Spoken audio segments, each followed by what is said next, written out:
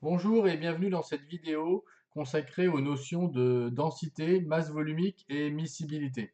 Alors on commence par la miscibilité. Alors que signifie miscible? Deux liquides miscibles entre eux, ce sont deux liquides qui vont se mélanger. Donc ils vont former un mélange homogène comme par exemple l'eau et l'éthanol. Deux liquides non miscibles entre eux sont deux liquides qui ne se mélangent pas. Donc l'exemple évidemment qu'on connaît bien, c'est celui de l'huile et de l'eau. On obtient donc un mélange hétérogène avec deux phases liquides. Alors, si ce sont des liquides qu'on connaît moins, comment savoir lequel va se trouver au-dessus lorsque les deux liquides sont non miscibles? Est-ce que c'est la masse qui va nous raconter cette histoire? Eh bien, si on fait l'expérience, donc là par exemple 28 grammes d'huile et 40 grammes d'eau, on pourrait penser que l'eau étant plus lourde, elle est en dessous. Mais si on refait les mêmes expériences avec 40 grammes d'eau et 57 grammes d'huile, eh bien on s'aperçoit que non, ce n'est pas la masse qui importe et ce n'est pas le plus lourd qui est en dessous. Alors l'expérience nous montre que c'est la masse volumique qui va être importante et qui va faire en sorte que le liquide qui a la plus petite masse volumique va être au-dessus. Vous voyez qu'ici, l'huile, quelle que soit sa quantité, sa masse volumique, c'est une caractéristique de l'huile, elle vaut 0,920 dans notre cas ici. Alors, qu'est-ce que la masse volumique? Eh bien, la masse, c'est la masse de l'espèce chimique considérée par unité de volume. Alors, on va expliquer un peu. L'unité, le kilogramme par mètre cube, donc ça, c'est l'unité légale. Maintenant, en chimie, le plus souvent, on utilise soit le kilogramme par litre ou encore le gramme par millilitre. Alors, comment mesurer la masse volumique? Eh bien, c'est simple, hein, il nous faut une balance et un récipient qui va nous permettre de mettre le liquide dont on veut connaître la masse volumique. Donc, ça peut être une éprouvette graduée ou une fiole jaugée, comme on l'a déjà vu dans la vidéo sur les solutions. Ce sont deux verreries qui nous permettent d'avoir des mesures assez précises de volume.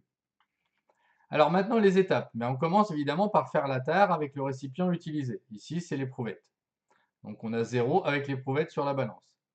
On remplit ensuite avec un certain volume, ici 150 ml par exemple, et on va mesurer la masse sur la balance, donc ici 138 grammes. La masse volumique, elle est alors donnée par M divisé par V, donc la masse sur le volume de l'espèce chimique considérée, ce qui nous donne ici donc une masse volumique de 0,92 g par millilitre ou kg par litre, puisque les deux unités sont équivalentes. Alors, pour deux liquides non miscibles, celui qui est au-dessus est donc celui qui a la masse volumique la plus petite des deux. Alors, si la masse volumique suffit, pourquoi parler de densité? Eh bien parce que la densité a un avantage sur la masse volumique, c'est qu'elle n'a pas d'unité. Donc déjà, on ne peut pas se tromper, pas de problème de conversion. Pourquoi est-ce qu'elle n'a pas d'unité? Parce que par définition, c'est le rapport de deux masses volumiques. C'est le rapport de la masse volumique de l'espèce chimique sur la masse volumique de l'eau. L'eau est une référence ici dont on se sert pour les liquides et les solides.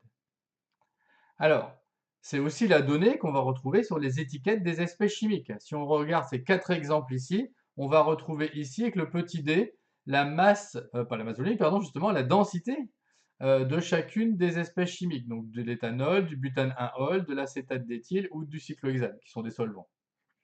Alors sur ces étiquettes, on verra plus tard aussi, on retrouve donc la température de fusion et la température d'ébullition. Donc, d'après la définition, la densité de l'eau, c'est la masse volumique de l'eau sur la masse volumique de l'eau, donc ça vaut 1.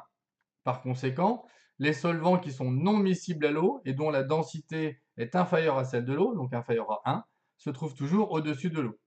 En règle générale, si on a deux liquides non miscibles, c'est celui qui a la plus petite valeur de densité qui est au-dessus. Pour retrouver la masse volumique d'une espèce chimique, enfin, eh bien, on va utiliser la relation déjà écrite précédemment, donc le rapport qui donne la formule de la densité de la masse volumique de l'espèce chimique sur la masse volumique de l'eau. Et comme la masse volumique de l'eau dans les unités qui sont grammes par millilitre ou kilogrammes par litre, dont je rappelle qu'elles sont équivalentes, vaut 1, eh bien, la masse volumique de l'espèce chimique, ça sera la densité de cette espèce chimique, donc lue par exemple sur les étiquettes, fois 1, si on veut le résultat dans une unité qui est gramme par millilitre ou kilogramme par litre. Donc, exemple pour le butane 1-ol, hein, on a vu que sa densité était de 0,81. Donc 0,81 fois 1, évidemment, on retrouve la même valeur. Mais par contre, le masse volumique, elle, a une unité. Et ici, avec le 1, soit des grammes par millilitre, soit des kilogrammes par litre. Voilà, c'est tout pour cette vidéo. Je vous remercie. À bientôt. Au revoir.